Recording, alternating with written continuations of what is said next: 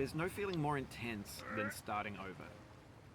If you deleted your homework the day before it was due, as I have, or if you left your wallet at home and you have to go back after spending an hour in the commute. If you won some money at the casino and then put all your winnings on red but it came up black.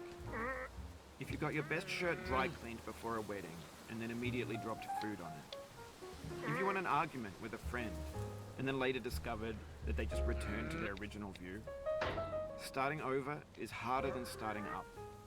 If you're not ready for that, like if you've already had a bad day, then what you're about to go through might be too much. Feel free to go away and come back. I'll be here. Alright, thanks for coming with me on this trip. I'll understand if you have to take a break at any point. Just find a safe place to stop and quit the game. And don't worry, I'll save your progress, always, even your mistakes. This game is a homage to a free game that came out in 2002, titled Sexy Hiking. The author of that game was Jazzuo, a mysterious Czech designer who was known at the time as the father of B games. And B games are rough assemblages of found objects. Designers slap them together very quickly and freely, and they're often too rough and unfriendly to gain much of a following. They're built more for the joy of building them than as polished products.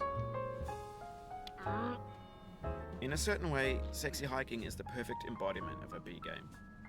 It's built almost entirely out of found and recycled parts, and it's one of the most unusual and unfriendly games of its time.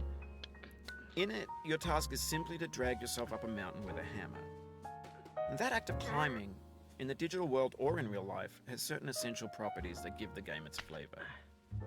No amount of forward progress is guaranteed.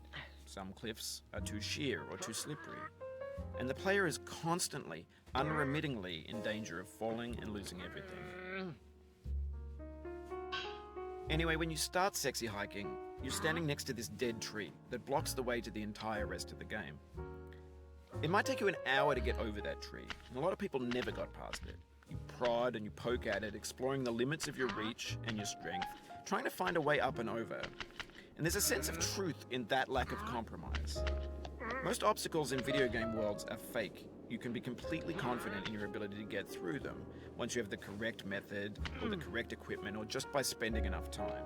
In that sense, every pixelated obstacle in Sexy Hiking is real. The obstacles in Sexy Hiking are unyielding, and that makes the game uniquely frustrating. But I'm not sure Jazzuo intended to make a frustrating game.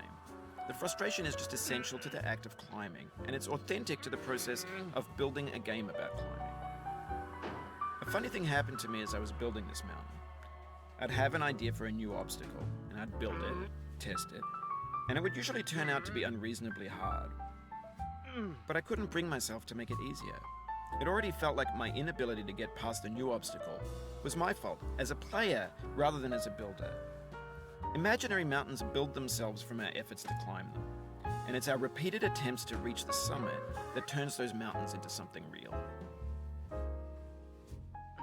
When you're building a video game world,